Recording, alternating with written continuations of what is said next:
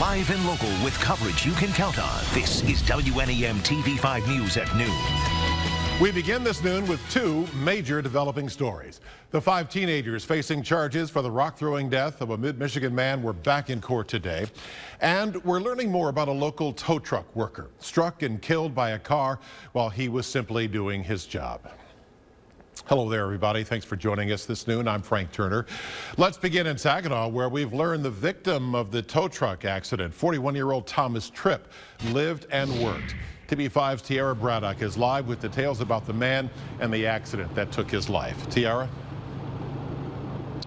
So hi, Frank. So I'm right outside of Mike's Wrecker, and I just got done talking to Thomas's boss, Bill Georges. And from what he tells me, Thomas was a great man and a hard worker, and everyone will miss him here.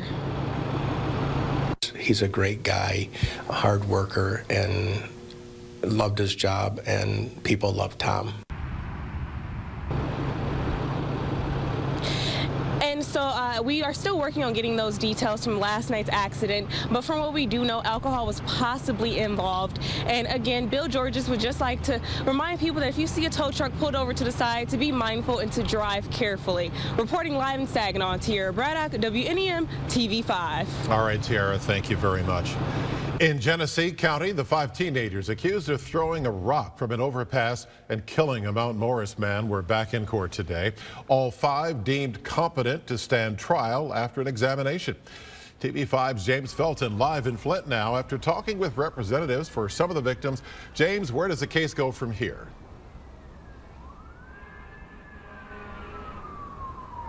Frank, these court proceedings lasted about 30 minutes today, but before I talk about what happened in the courtroom, let's catch you up on where we are so far. Back in October, Kenneth White was a passenger in a van traveling south on I-75. That's when investigators say a large rock thrown from the Dodge Road overpass struck and killed him. A few days later, 5 teens, Kyle Anger, McCaden Payne, Trevor Gray, Alexander Miller, and Mark Sikelski, were arraigned on second-degree murder charges, potentially facing life behind bars. Now the issue is about competency. In November, the judge allowed 3 of the 5 teens who opted for competency exams to take them. Those were Sikelski, Anger, and Gray. Now, those results came back in court today, and they said, the state examiner said that they were competent to stand trial. But in court, their attorneys asked for an independent review, filed a motion for what is called an independent review. The judge granted that review, adjourning the case until March 8th. And earlier today, we did talk with Mark Sikelski's attorney, Frank Manley, about the proceedings that took place in court today. I think that you're going to see as time goes on that there's differing roles. I think you're going to see different actions, and I think you're going to see different results. But for right now, I have no problem with it, and I think it's appropriate. And just to be clear, the state competency exam was performed by state experts. Now these lawyers will have a chance to have their own privately hired experts to test for competency. And we'll tell you how that all works and how this affects the case, starting with WNEM TV5 News at 5. For now, reporting live and local here in Flint, James Felton, WNEM TV5. All right, James, thank you very much for the latest on that situation. Stay with TV5 as we will bring you continuing coverage on both of the developing stories we just reported, beginning with TV5 News at 5, on air as well as the TV5 mobile app. Wet and warm this noon. As you take this live look over Midland and Flint right now, feels like spring has sprung, but winter is still waiting around the corner to pounce upon us once again.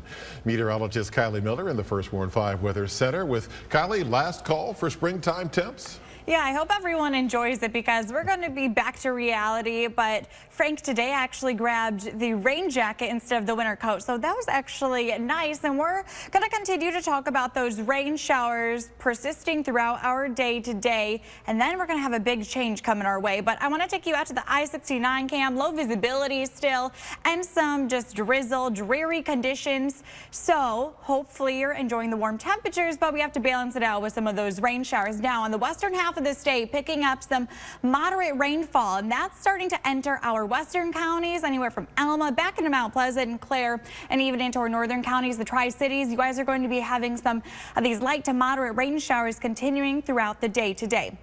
Now, temperatures are sitting mainly into the mid to the upper 50s. Flint, you are currently at 56 degrees.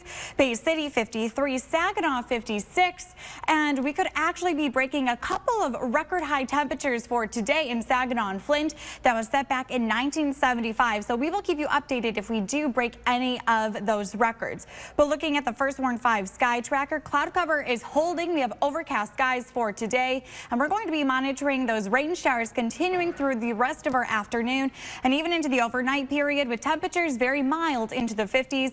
And coming up in about 10 minutes, we're going to be tracking your full forecast. Frank. All right, thank you very much, Kylie. Now to yet another major story happening right now. This hour in the criminal case against several former state officials charged with failing to do their jobs and contributing to the Flint water crisis. 4 former employees at the Michigan Department of Environmental Quality back in court today. Attorneys spent the entire morning wrangling over one key witness. Warren Green, an engineer who works for the firm hired to conduct engineering studies on the city's water system before the switch to the Flint River. Prosecutors want him to testify as an expert about what he saw at the plant. But his lawyers say he should only have to testify about the facts and not give his expert opinion. Prosecutor Todd Flood was not amused. He can't say, I don't want to be an expert. How many times have we qualified people as experts based on life experiences and without formal education or the like? It's up to the court. Judge Jennifer Manley playing it by ear, deciding that Green will testify and his lawyers can interject if they think he's being asked an unfair question. That testimony will begin in a few minutes, and we'll bring you all the latest tonight, starting on TV5 News at 5 o'clock. Developing overnight, a fatal accident involving a semi under investigation by state police. Here was the scene of the crash in Bay City at Broadway Street and Cass Road late last night. The victim, an 85-year-old Bay City woman. The driver of the truck is cooperating with the investigation, and right now alcohol does not appear to have been a factor. TV5 News learning 3 people are recovering after being rescued from icy water yesterday. 2 men, brothers in their 50s, plunging through the ice 2 miles out on the Saginaw Bay shortly after 6 last night. One of them from Pinconning, the other from Bridgeport Township. The Coast Guard confirms a 3rd person was also rescued in Bay County offshore from Erickson Road. Developing news now, a new suspect in the child abuse that killed a 3-year-old boy.